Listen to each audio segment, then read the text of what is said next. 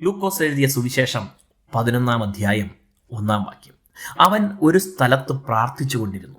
തീർന്ന ശേഷം ശിഷ്യന്മാരിൽ ഒരുത്തൻ അവനോട്, കർത്താവേ, യോഹന്നാൻ തൻ്റെ ശിഷ്യന്മാരെ പഠിപ്പിച്ചതുപോലെ ഞങ്ങളെയും പ്രാർത്ഥിപ്പാൻ പഠിപ്പിക്കണമേ എന്ന് പറഞ്ഞു.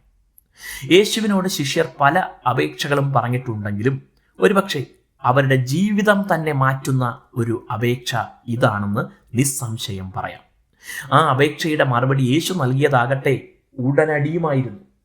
പലതും പഠിക്കാൻ കൃപ നൽകണമേ എന്ന് പലപ്പോഴും പ്രാർത്ഥിക്കുമെങ്കിലും പ്രാർത്ഥിക്കാൻ പഠിപ്പിക്കണമേ എന്ന് പ്രാർത്ഥിക്കാൻ പ്രാർത്ഥനയുടെ വിലയും ശക്തിയും പ്രാധാന്യവും തിരിച്ചറിഞ്ഞേ തീരൂ. യേശുവിൻ്റെ പ്രാർത്ഥനാ ജീവിതവും അതിനാൽ ജീവിതത്തിൽ വെളിപ്പെടുന്ന ദൈവശക്തിയും ഒക്കെ കണ്ടറിഞ്ഞതിനാലാകാം ശിഷ്യർ പ്രാർത്ഥിക്കാൻ പഠിക്കേണ്ടതിൻ്റെ ആവശ്യകത തിരിച്ചറിഞ്ഞത്.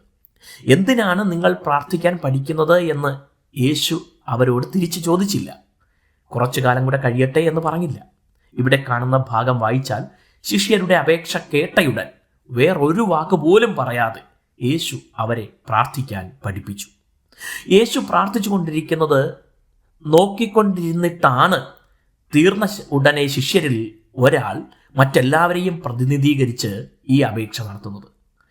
ഒരു പ്രാർത്ഥന പഠിപ്പിക്കണമേ എന്നല്ല, പ്രാർത്ഥിക്കാൻ പഠിപ്പിക്കണമേ എന്നാണ് അപേക്ഷ. യോഹന്നാൻ ശിഷ്യരെ പഠിപ്പിച്ചതുപോലെ എന്ന് കൂടെ പറയുന്നുണ്ട്. യോഹന്നാൻ ശിഷ്യരെ പ്രാർത്ഥിക്കാൻ പഠിപ്പിച്ചത് എങ്ങനെയാണ് എന്ന് നമുക്കറിയില്ല.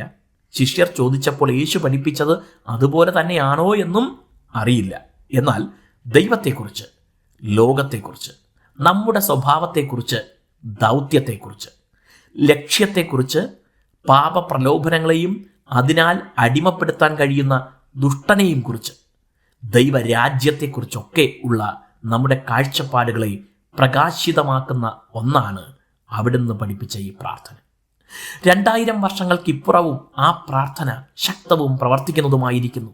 അതിന് കാരണമായതാകട്ടെ ആ ഒരു ശിഷ്യന്റെ അപേക്ഷയും. ഇനിയും നാം അറിയാത്ത പ്രാർത്ഥനയുടെ ആഴങ്ങൾ പഠിപ്പിക്കാൻ പ്രാർത്ഥിക്കാം. ദൈവം നമ്മെ അനുഗ്രഹിക്കട്ടെ.